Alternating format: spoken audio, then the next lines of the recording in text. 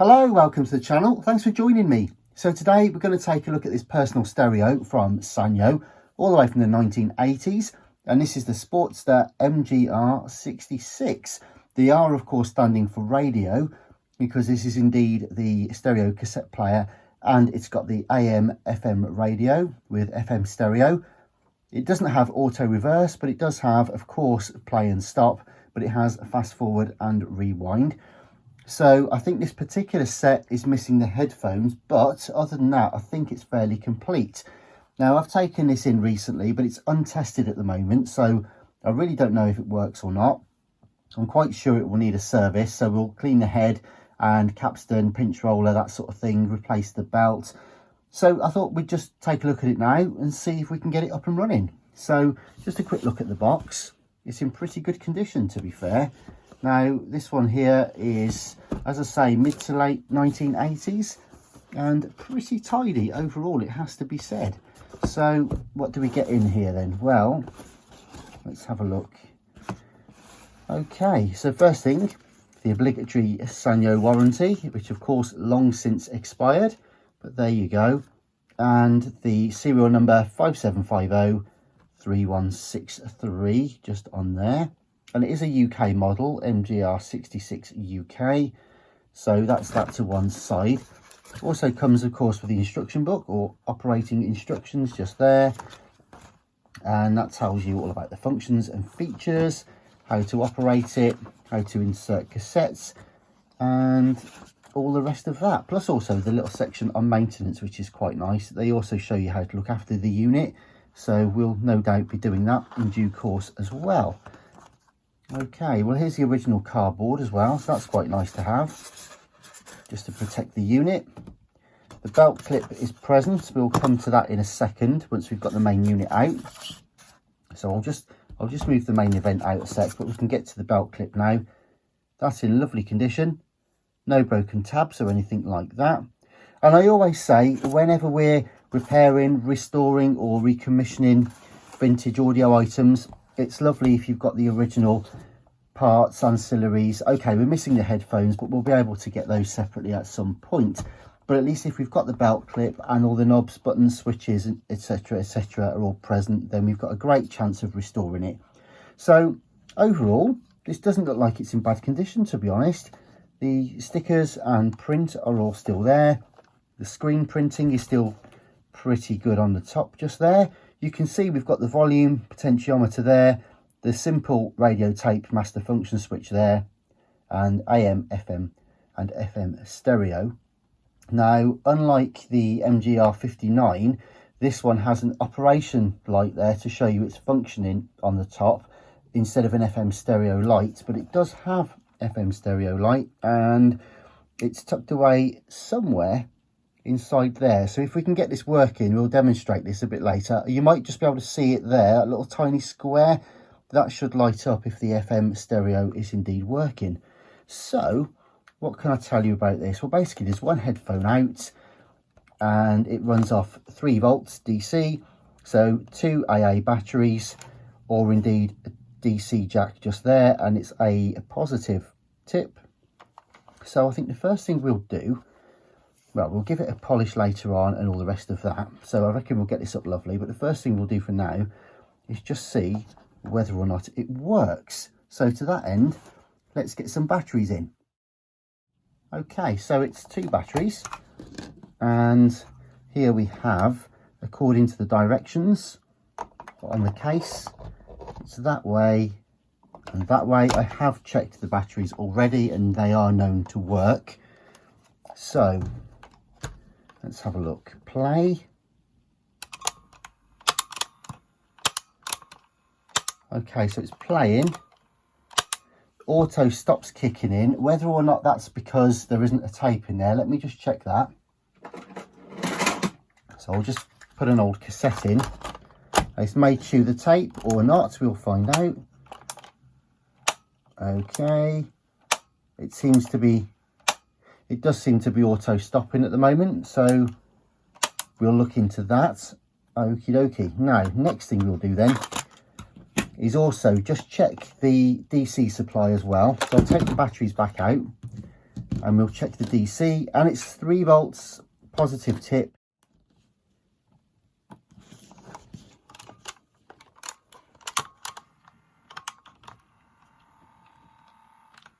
And we've got it playing. And now it's not auto stopping either. So whether that's something to do with the voltage that the batteries are actually, that was a bit Heath Robinson, but it worked.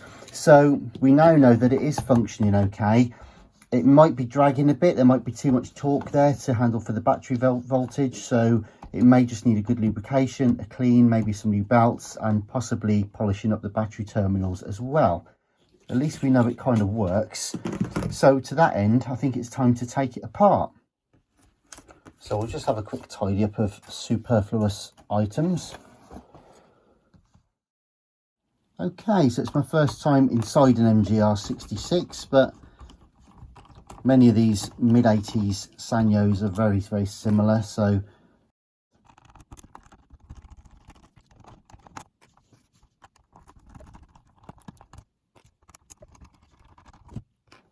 okay, 4 screws exactly the same, just came out of there. Now, unlike the slightly earlier Sanyos, there would normally be 2, possibly 3 on the back, plus 1 inside the case. But these are double stacked batteries here. So this one, we've probably just got the shielding or maybe the aerial on the back. No, nothing at all. The shielding's just there. So yeah, apart from the ribbon for the battery, that back plate is a completely separate entity. You can see the tuner cord operation just there. So we can see how that works. Okay, so I've just mounted this onto some foam to protect the face while I'm working on it. We've taken the back cover off, and now we just need to remove the entire board assembly. And that's just 1 screw with a very tiny washer, I believe.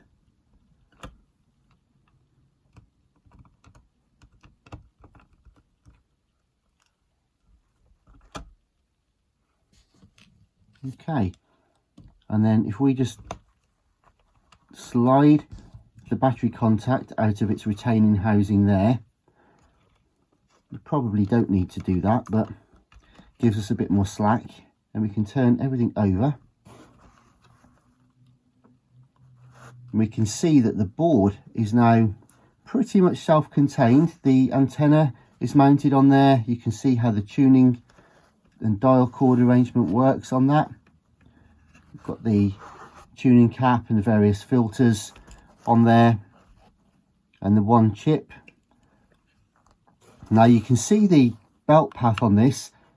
Sanyo did print them on there now and again onto the circuit boards to remind you which way they go. That's great if you've got multiple pulleys and stuff, but obviously this is a very simple operation, just the 1 belt just on here. So I'll show you that now, and that's literally it. Although this particular one does look a bit on the loose side, plus also I can see it's a bit deformed. It's obviously been sat for a long time.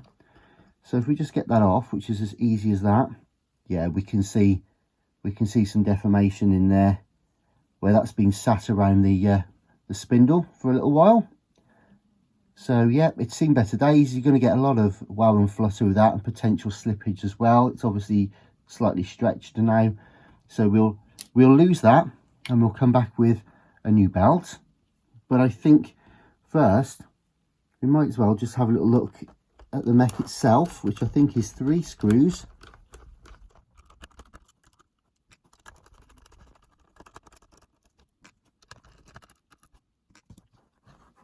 And now everything should find its way out, including the motor.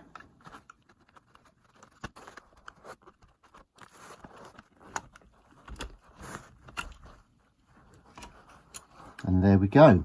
Right, now that's all out. It is actually held in place. It is held in place as well by the little cable for the battery. But for now, I'm fairly relaxed about leaving that there. because I just wanted to have a look at the mech. Okay, well there we go then. So there's nothing obvious, nothing is broken. No teeth missing from the gears. Auto stop linkage is just there. Yeah, it's just a slightly cheap mechanism, I think. It's this mixture of obviously metal and a plastic housing, plastic gears.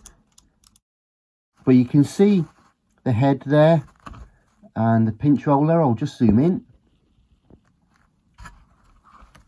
And you can see the head, stereo head there in clean condition.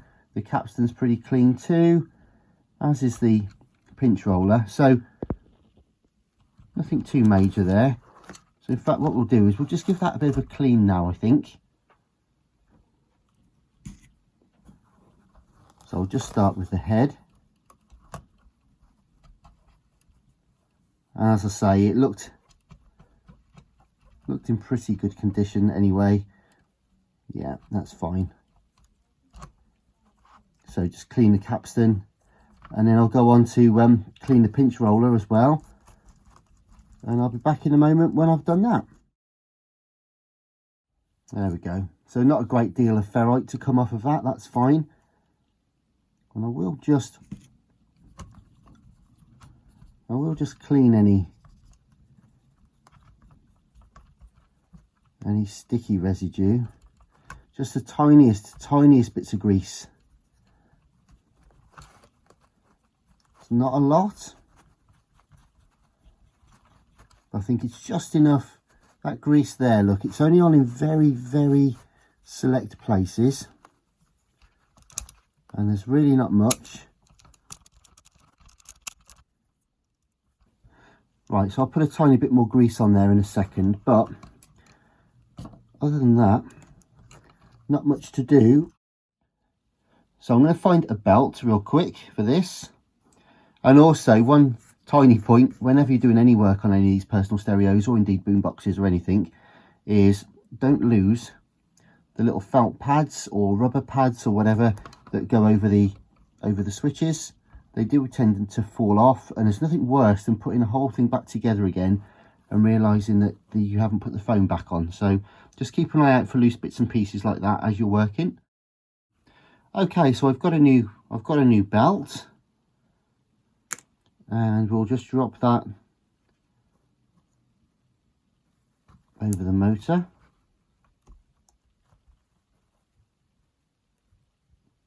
And just spin it up a few times, take any twist out. There we go. It should be just the job. So I've just hooked up some voltage to this now, 3 volts DC. And if we now just touch the contacts together on play, we should, there it is. It's working nicely. So the belt's running okay, which is great. The mechanism's running nicely. And then if we just look at the other side, I'll just close the contacts. There we go. You can see the mechanism working away there, doing its thing. Seems to be turning nicely. And the current draw on that's around 140, 150 milliamps. And there we go. You can see the auto stop peg moving back and forth, back and forth. The cogs are all working okay. Perfect. Just going to put that tiniest little bit of grease back on the slider just there.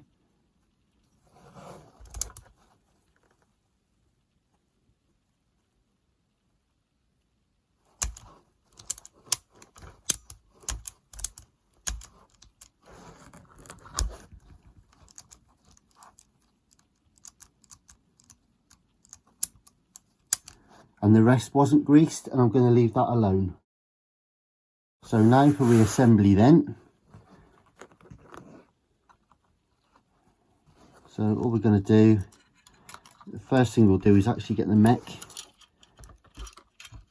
Get the mech back in.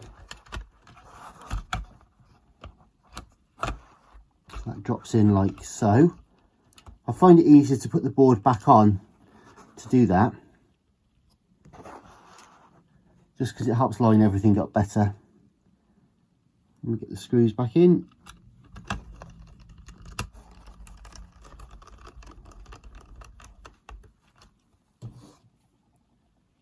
Now we can replace the circuit board, being careful to keep the head wire in the correct place.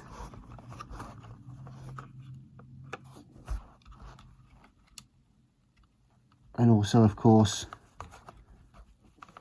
to drive the spring back into the groove for the battery, like so. And don't forget the tiny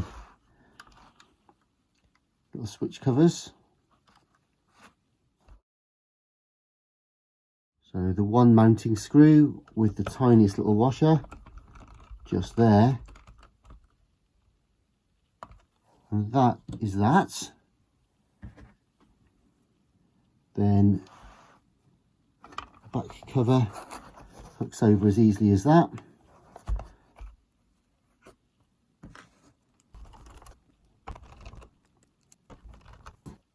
And that should be that. Okay, so here we go then. Let's test the M-GR66.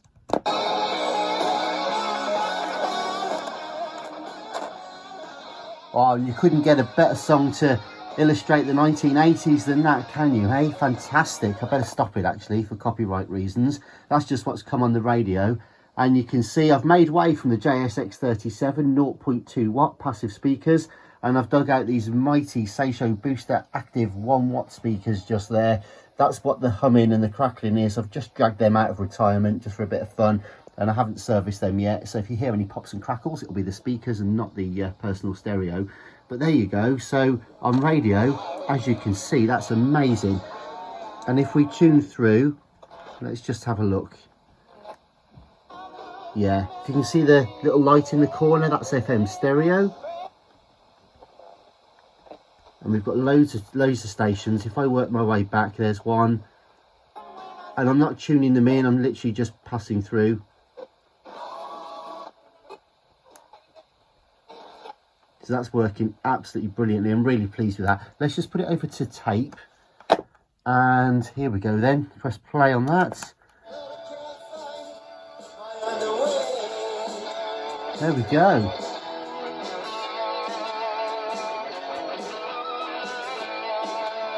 Fantastic.